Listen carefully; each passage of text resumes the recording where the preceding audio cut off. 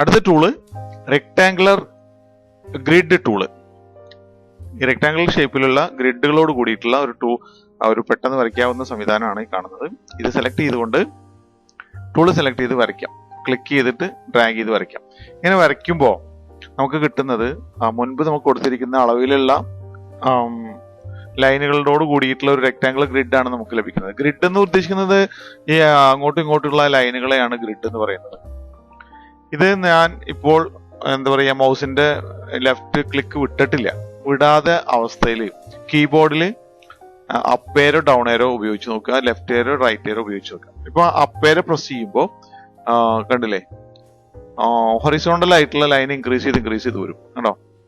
അതുപോലെ തന്നെ write down arrow press ചെയ്യുമ്പോൾ കുറഞ്ഞും വരും, കൂടിയും കുറഞ്ഞും വരും. ഇനി ലെഫ്റ്റും റൈറ്റും ഏരോകൾ പ്രസ് ചെയ്യുമ്പോൾ സംഭവിക്കണമെന്ന് നോക്കുക. അത് കണ്ടോ, കോളംസ് വർദ്ധിപ്പിക്കാനും കോളംസ് കുറയ്ക്കാനും സാധിക്കും കേട്ടോ. ഇത് ബിൽ ബുക്കുകൾ, മറ്റുള്ള എന്താ പറയുക ഡോക്യുമെന്റ്, മറ്റേ എന്തെങ്കിലും തരത്തിലുള്ള കോളങ്ങൾ ബേസ് ചെയ്തിട്ടുള്ള വർക്കുകളൊക്കെ പെട്ടെന്ന് ചെയ്തെടുക്കാനായിട്ട് ഇത് നമ്മളെ സഹായിക്കും. അത് ലൈന് നന്നായ കാരണമാണ് ഇപ്പോൾ ഇത് പോയത്. ലൈൻ സെലക്ട് ചെയ്തുകൊണ്ട് ഒരു ലൈനിന്റെ ഒരു കളർ കൊടുക്കുക, ഒരു ബ്ലാക്ക് കളർ കൊടുക്കുക. ലൈൻ ആവശ്യം പോലെ നമുക്ക് കൂട്ടുകയും കുറയ്ക്കുകയൊക്കെ ചെയ്യാം. ഇവിടെ ലൈനിന്റെ വെയിറ്റ് കൂട്ടുകയും കുറയ്ക്കുകയും ചെയ്തുകൊണ്ട് നമുക്കൊരു എന്താ പറയുക ഇൻവോയ്സുകൾ, ബിൽ ബുക്കുകൾ, റെസീറ്റ് വൗച്ചറുകൾ, അതുപോലുള്ള രജിസ്റ്ററുകൾ, മറ്റുള്ള കാര്യങ്ങളൊക്കെ ഉപയോഗിക്കാം. ഇതിൽ തന്നെ ഇനി ആവശ്യമില്ലാത്ത ലൈനുകൾ എടുത്തു കളയുകയും ചെയ്യാം. ഇതിനായിട്ട് നമ്മൾ ഒന്നുകിൽ എന്താ പറയുക ഡയറക്റ്റ് സെലക്ഷൻ ടൂൾ ഉപയോഗിച്ചുകൊണ്ട് ലൈന് സെലക്ട് ചെയ്യുക, ഡിലീറ്റ് ചെയ്യുക. അപ്പൊ ഇത് സെലക്ട് ചെയ്തുകൊണ്ട് ഇതിന് ഡിലീറ്റ് ചെയ്ത് കഴിഞ്ഞാൽ അതാ പോയി. ഇനി ഇത് രണ്ടും വേണ്ടെങ്കിൽ അത് സെലക്ട് ചെയ്തുകൊണ്ട് ഡിലീറ്റ് ചെയ്യാം. അപ്പൊ ആവശ്യമില്ലാത്ത ലൈനുകളെ നമുക്ക് ഡിലീറ്റ് ചെയ്ത് കളഞ്ഞുകൊണ്ട് നമ്മുടെ രീതിയിൽ ഈ സംഗതികൾ നിർവഹിച്ചെടുക്കാനായിട്ട് സാധിക്കും. പരിശോധിച്ച് നോക്കാം. അടുത്തത് ഇതിന്റെ കൺട്രോൾസ് ആണ്. ഇതില് ക്ലിക്ക് ചെയ്തതിനു ശേഷം അപ്പൊ ഞാനിവിടെ ഇത് മൊത്തം സെലക്ട് ചെയ്ത് ക്യാൻസൽ ചെയ്യാം, ഡിലീറ്റ് അടിച്ചു. ഇത് സെലക്ട് ചെയ്തുകൊണ്ട് റെക്ടാങ്കുലർ ഗ്രിഡ് ടൂൾ സെലക്ട് ചെയ്തുകൊണ്ട് ഇതിനെ വീണ്ടും ഒരു ക്ലിക്ക് കൊടുക്കുക. വെറുതെ സ്ക്രീനിൽ ക്ലിക്ക് ചെയ്ത് കഴിഞ്ഞാൽ നമുക്കിവിടെ റെക്ടാങ്കുലർ ഗ്രിഡ് ടൂൾ ഓപ്ഷൻസ് ലഭിക്കുന്നതാണ്. ഈ അവസ്ഥയിൽ കാണുന്ന ഇതിലെ കൺട്രോളുകൾ നമുക്ക് പരിശോധിക്കാം. അവസാനമായി വരച്ച ആ ഗ്രിഡിന്റെ സൈസാണ് ഈ കാണുന്നത്. ഈ അവസരത്തിൽ നമ്മൾ ഓക്കെ കൊടുത്തു കഴിഞ്ഞാൽ കണ്ടോ അതേപോലെയുള്ള ഒരെണ്ണം നമുക്ക് തിരിച്ചു കിട്ടുകയും ചെയ്യും. ഇനി അതുപോലെ തന്നെ ക്ലിക്ക് ചെയ്ത് കഴിഞ്ഞാൽ ഇനി വേറെ സൈസിൽ കൊടുക്കുകയാണെന്നുണ്ടെങ്കിൽ ഒരു 50, ഇവിടെ ഒരു 15 കൊടുത്തു കഴിഞ്ഞാൽ കുറച്ചുകൂടി ചെറിയ രൂപത്തിൽ കിട്ടും. പക്ഷെ അതിന്റെ മൊത്തം ഔട്ടർ സൈസ് മാത്രമേ ചെറുതാവണുള്ളൂ. നമ്മളുടെ ഗ്രിഡുകൾ ഉണ്ടല്ലോ, ഗ്രിഡുകളുടെ നമ്പർ അത് വ്യത്യാസപ്പെടുന്നില്ല. അപ്പൊ അത് വ്യത്യാസപ്പെടുത്താനായിട്ടുള്ളത് എന്താണെന്ന് കൂടി നോക്കാം. ഞാൻ രണ്ടും ഡിലീറ്റ് ചെയ്തു, ഇത് സെലക്ട് ചെയ്തു, ക്ലിക്ക് ചെയ്തു. ഇനി ഇവിടെ ഒരു 65, ടാബ് 35. അടുത്ത കൺട്രോളിലേക്ക് പോകാൻ ടാബ് പ്രസ് ചെയ്യാം. ഇവിടെ കാണുന്നത് ഹൊറിസോണ്ടൽ ഡിവൈഡേഴ്സ്. ഹൊറിസോണ്ടൽ എന്ന് പറഞ്ഞാൽ തലങ്ങും വിലങ്ങുള്ള ഇങ്ങനെയുള്ളതിനാണ്. ഇങ്ങനെയുള്ളത് ലെഫ്റ്റ് ടു റൈറ്റ് പോകുന്നതിനാണ് ഹൊറിസോണ്ടൽ ഡിവൈഡേഴ്സ് എന്ന് പറയുന്നത്. അത് 11 ഉണ്ടായിരുന്നു. അത് ഞാൻ ഒരു എന്താ പറയാ ഒരു 5 എണ്ണാക്കി.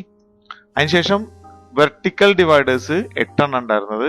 വെർട്ടിക്കൽ എന്ന് പറഞ്ഞാൽ കോളം ക്രിയേറ്റ് ചെയ്യാനാണ് വെർട്ടിക്കൽ ഡിവൈഡേഴ്സ് ഉണ്ടാവുന്നത്. ഈ വെർട്ടിക്കൽ ഡിവൈഡേഴ്സിൽ ബോർഡർ പെടില്ല. ബോർഡർ പെടാതെയാണ് ഉള്ളിലുള്ള ലൈനുകൾ മാത്രമാണ് 8. അപ്പൊ ഇവിടെ നമ്മൾ കൊടുക്കുന്നത് ഒരു 6 കൊടുക്കും. 6 കൊടുക്കുമ്പോൾ നമുക്ക് മൊത്തത്തിൽ എത്ര എണ്ണം കിട്ടുമെന്ന് നോക്കാം. ഓക്കെ സെലക്ട് ചെയ്യാം, ഓക്കെ കൊടുക്കാം.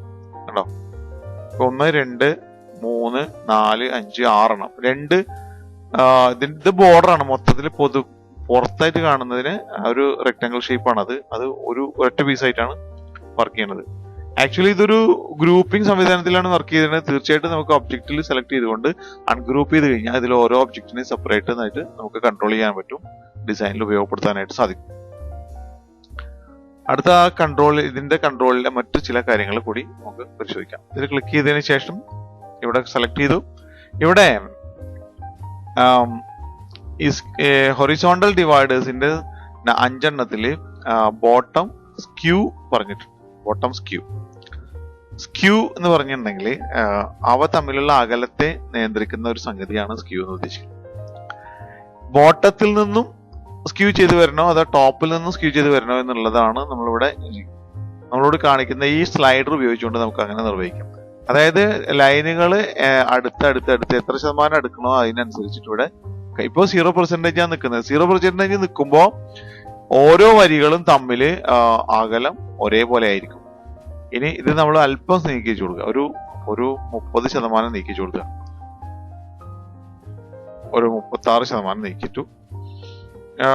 ഹൊറിസോണ്ടൽ ഡിവൈഡറും വെർട്ടിക്കൽ ഡിവൈഡറും അതേപോലെ തന്നെ നിൽക്കട്ടെ. ഓക്കെ കൊടുക്കുക. നോക്കുക, അപ്പോൾ ഇവിടെ നോക്കി കഴിഞ്ഞാൽ ഇവിടെ കാണുന്നതിന്റെ ഈ കാണുന്ന ഗ്യാപ്പിന്റെ 30%, അതായത് നമ്മൾ കൊടുത്ത ശതമാനം കൂടിയതാണ് ഈ കാണുന്നത്. അതിന്റെ 30% കൂടിയതാണ് ഈ കാണുന്നത്. ഇതിന്റെ 30% കൂടിയതാണ് ഈ കാണുന്നത്. ഇങ്ങനെയാണ് ഇതിന്റെ ഇത് പോക്ക്.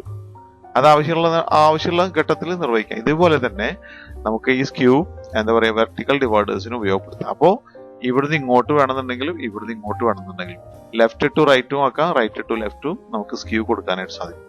അതുകൊണ്ട് തന്നെ ഈ ഡിവൈഡർ സെലക്ട് ചെയ്തുകൊണ്ട് നമുക്ക് അങ്ങോട്ടും ഇങ്ങോട്ട് നീക്കി കഴിഞ്ഞാൽ കൃത്യമായിട്ട് നമുക്ക് ശരിയായിട്ട് കാട്ടും ഉണ്ടോ. അപ്പോൾ അടുത്ത ഒരു ഒബ്ജക്റ്റിലാണ് ഇത് ക്രിയേറ്റ് ചെയ്തിരിക്കുന്നത്. അത് നോക്കി നോക്കുക, കണ്ടോ. ഇവിടെ വെർട്ടിക്കൽ ആയിട്ടുള്ള ഡിവൈഡേഴ്സിനാണ് സ്ക്യൂ സംഭവിച്ചിരിക്കുന്നത്. ഓരോന്നിനും നമ്മൾ കൊടുത്തിരിക്കുന്ന ശതമാനം വർദ്ധിച്ച് ഇവിടെ വലിയതും ഇവിടെ വളരെ ചെറുതുമായിട്ട് വന്നിരിക്കുന്നതാണ്. തീർച്ചയായിട്ടും പരിശോധിച്ച് നോക്കുക, പരിശീലിക്കുക. എന്തെങ്കിലുമൊക്കെ ഉപകാരം കാണാതിരിക്കില്ല.